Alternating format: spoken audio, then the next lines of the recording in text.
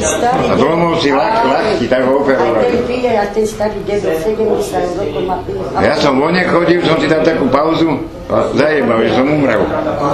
Lebo nechodil a povedal, že zomrel. Kurva, to by som musel vedieť.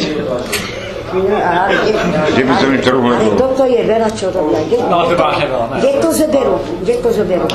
Lebo nechodí na pivo, bol doma. A to kvôli tomu si mysleli, že ste zobrali. Nechodí na pivo. Mysleli, je Meriško zomrel. A to kurva, čo mu odo mňa musia narobať.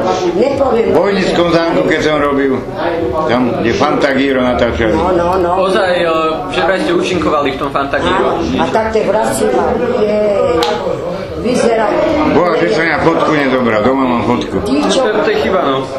Ty som fakt pozrel, no. Tí, čo sa vidí... Tam som akurát odfotený z Brojnoša. Iba je dobrá, v tej onej krabici sa.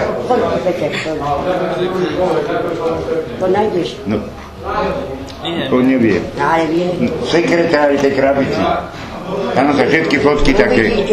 Čo vyzerá, vlasy má tady vysoký. Krásnu hrivu musel mať. Tedy si mal rozum. Ja som bol v krčme a furt sa jeden tiež díval na mňa. Boha, reku, čo to je, teplý alebo vyzerám. Sa díva po mne. A to bol aký manažér. A ja som vtedy, zuby som mal vyjebané.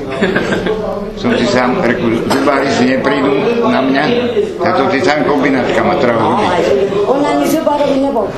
Sám všetky zuby som si vyjebal. Ešte mám jeden na túto polovičku. Ja toto môžem sám zub. To som strašný. A tak hrali túto onu Fantagíro, pokračovať sa Solinára.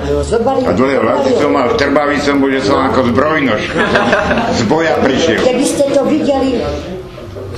Áno. Te sa stratili, čo som...